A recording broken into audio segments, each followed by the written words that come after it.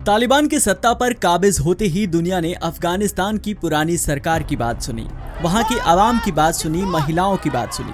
आज हम आपको एक ऐसे अफगानी युवा की कहानी सुनाने जा रहे हैं जो अफगानिस्तान में अमेरिकी दखल के चलते तालिबान में शामिल हुआ।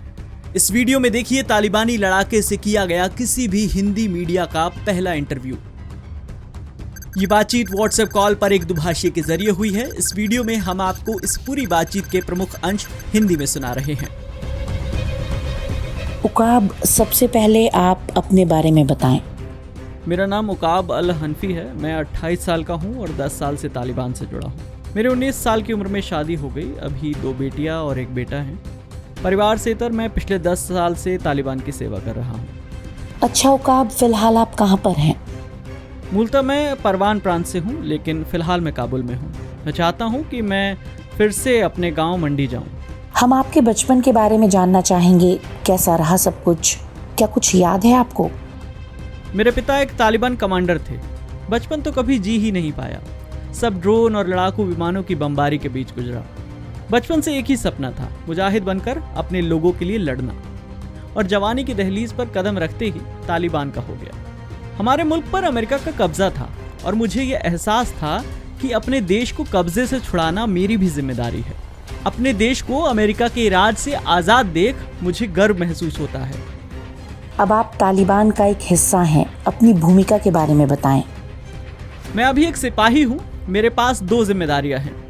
एक तालिबान के मीडिया के लिए काम करना और दूसरा सुरक्षा ड्यूटी करना। तालिबान को जहाँ मेरी ज़रूरत होती है मैं वहाँ अपना योगदान देता हूँ। जब काबुल एयरपोर्ट पर तैनात था तब वहाँ से अमेरिका के आखिरी विमान ने उड़ान भरी। वो मेरी जिंदगी का सबसे यादगार पल था। तो क्या आप खुद की मर्जी से तालिबान में शामिल हुए थे? मेरा मतलब है, आपको मजबूर तो नहीं किया गया था? देखिए, ये सब विदेशी मीडिया का प्रोपेगेंडा है। मेरे जैसे युवा तालिबान से लड़ाई में शामिल होने के लिए भीख सी मांगते हैं, मिन्नतें करते हैं, लेकिन सबको वेटिंग लिस्ट का इंतजार करना पड़ता है। दूसरों का छोड़िए, मैंने खुद मिन्नतें की हैं। अपने देश की सुरक्षा में शहीद होना हमारे लिए फक्र की बात है। तो आपने कभी जंग में अपने किसी करीबी को खोया? एक नहीं, कई दोस्तों को। मैं आपको मेरे बचपन के दोस्त हबीबुल्ला का एक किस्सा सुनाता हूँ। उसने एक होटल पर आत्मघाती हमला किया था जिसमें अमेरिकी रुके हुए थे। मैं गम बांटने के लिए उसके घर गया, लेकिन वहाँ सभी लोग बहुत खुश थे और उसकी शहादत पर एक दूसरे को मुबारकबाद दे रहे थे। तो फिर आपका परिवार कैसे चलता है? क्या आपको तालिबान की तरफ से कोई वेतन मिलता है? नहीं, तालिबान अपने कमांडर, जज, सांसद किसी को वेतन नहीं देता है। सभी स्वयं सेवा करते हैं। मैंने भी कभी कोई वेतन नहीं लिया। मेरे भाई के छोटे से कारोबार से हमारा परिवार चल रहा है। ठीक ऐसे ही सभी लोग दूसरे कामों के जरिए अपनी जिंदगी चलाते हैं। उकाब, महिलाओं को लेकर आपकी क्या राय है? क्या आप अपनी बेटी को डॉक्टर, टीचर या इंजीनियर बनाना चाहेंगे? आपको मैं एक एग्जाम्पल देता हूँ।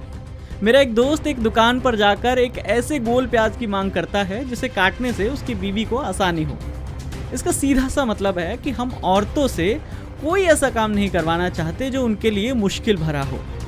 हम हर वक्त उनकी आसानी के बारे में सोचते हैं। ये तो वेस्टर्न प्रोपेगेंडा है कि हम अपनी औरतों को अधिकार नहीं देते हैं। मैं चाहता हूँ कि मेरे बच्चे देश के लिए वफादार रहें और इस्लाम के लिए वफादार रहें।